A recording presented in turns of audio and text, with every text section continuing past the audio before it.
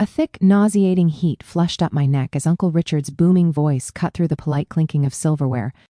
And finally, a toast to the future of Sterling Woods, to Victor for bringing in the numbers, and to dear Eliza. He raised his champagne flute, a smirk tugging at his lips, for her charming little spreadsheet hobby. Victor snorted, not even bothering to hide his laughter, his eyes cold and triumphant. The room, my own family, tittered with forced amusement. It wasn't just a joke. It was a public declaration that my decade of tireless work was utterly meaningless. I felt my grip tighten on the stem of my glass, the crystal edge digging into my palm, but the pain was distant compared to the immediate searing betrayal. My name is Eliza Reed.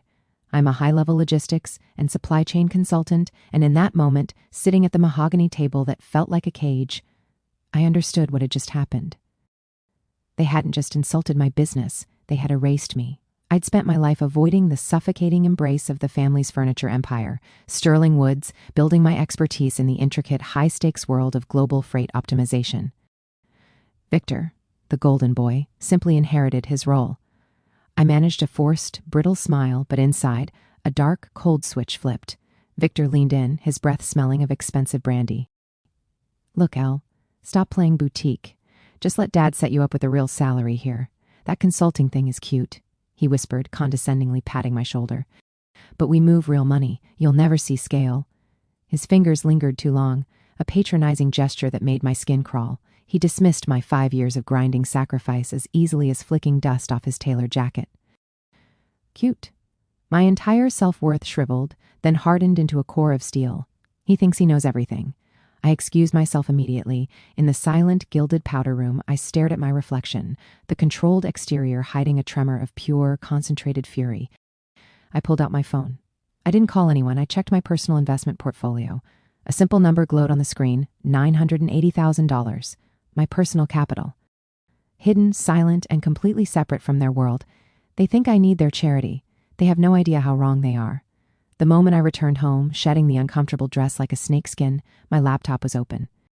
That night, an email from an old colleague in international freight popped up. Subject line, Sterling Woods alert. South Europe freeze. My heart gave a single, hard thump. This colleague never sent alarmist emails. I knew immediately this wasn't a hiccup. This pointed to a crisis in the one area I had cornered, niche supply chain vulnerabilities.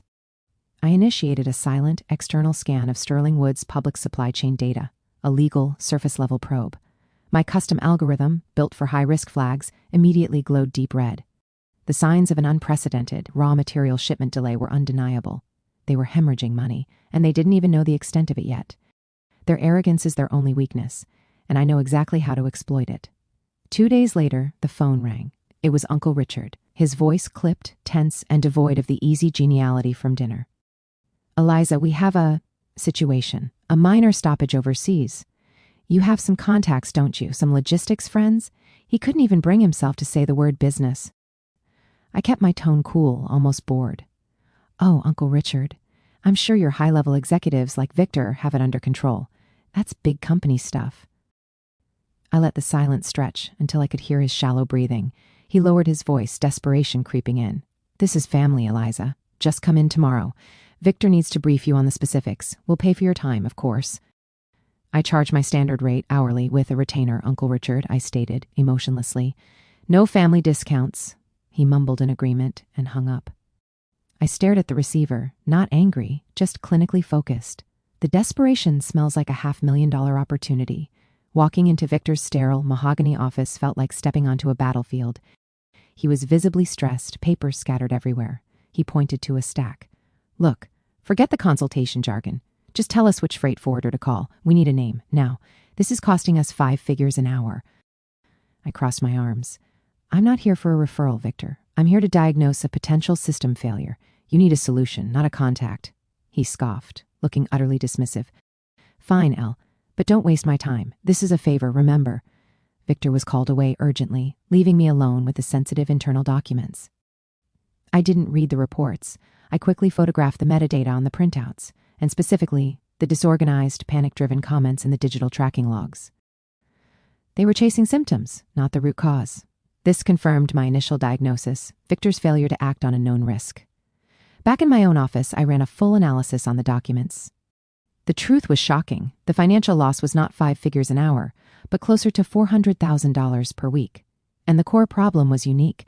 It required the exact proprietary algorithm I had built and perfected over the last 3 years. This is not just a fix. It's my life's work proving its worth. A week later, Richard called, his voice ragged with true fear. We hired that huge consulting firm, Meridian. They charged us a fortune, and they said the problem is systemic and won't be fixed for 6 months. 6 months, Eliza. I took a slow, deliberate breath. They tried to solve a custom-built problem with a standardized tool. I see, I said softly, allowing a long, heavy pause. I need to draft a proposal then, Uncle Richard. This is now a rescue operation. I drafted the proposal, immaculate, concise, and brutal.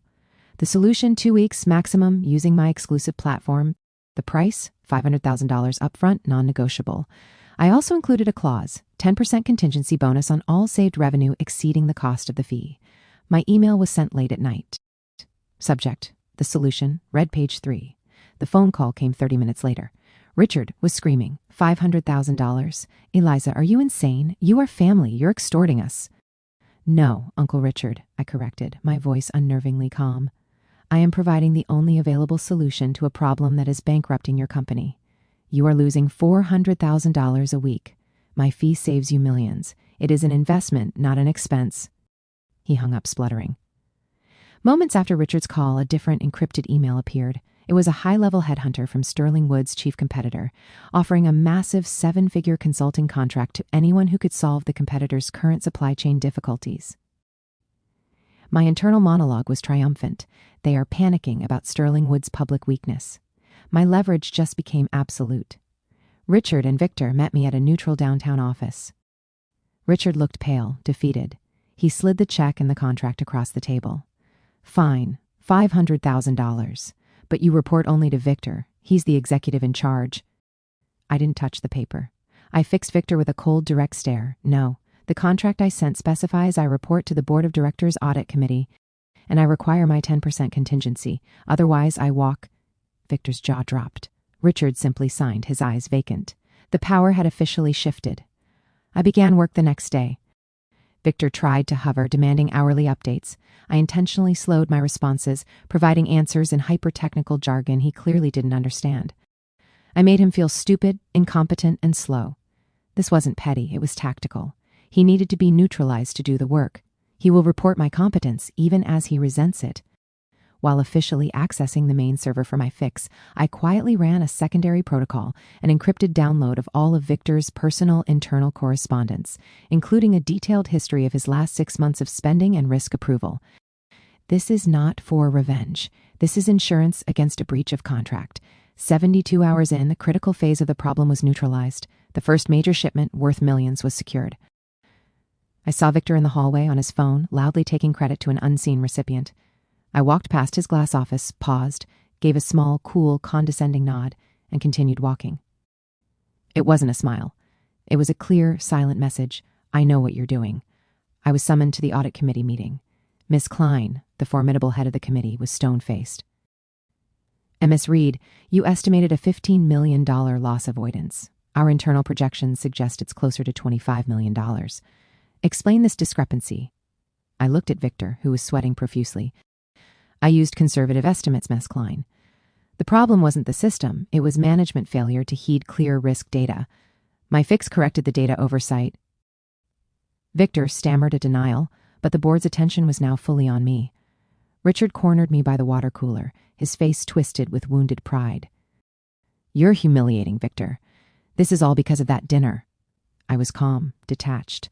I pulled out a single sheet of paper, the documented email from Chapter 18.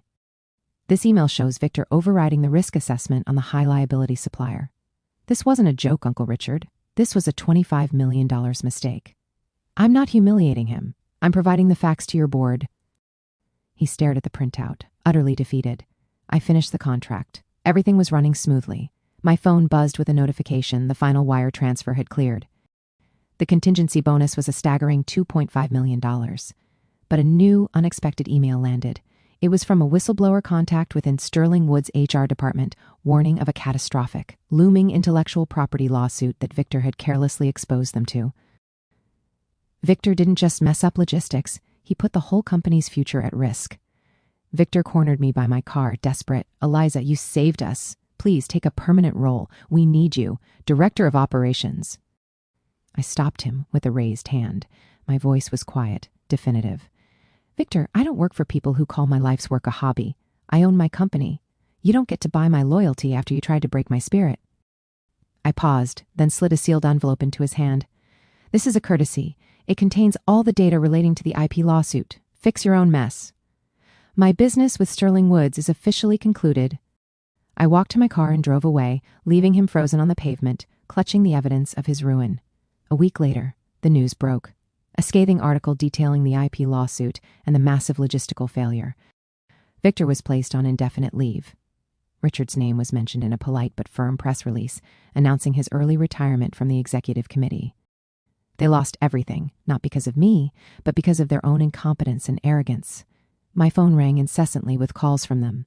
I sent them all to voicemail, then deleted the history. I was sitting in my new penthouse apartment office, watching the city lights. My phone chimed, a contract proposal from the massive multinational competitor from Chapter 15. A 5-year, $7 million dollar retainer. I accepted it immediately. They thought I needed their table. They thought they could diminish my worth and buy my time when they got scared, but they didn't realize their mockery was the single most profitable piece of motivation I had ever received. I didn't get petty revenge. I demanded poetic justice. I didn't save their company. I saved my own future. My little business is now a multi-million-dollar force. Final line, know your true value. And when the people who dismissed you finally come crawling, the only thing you owe them is the invoice.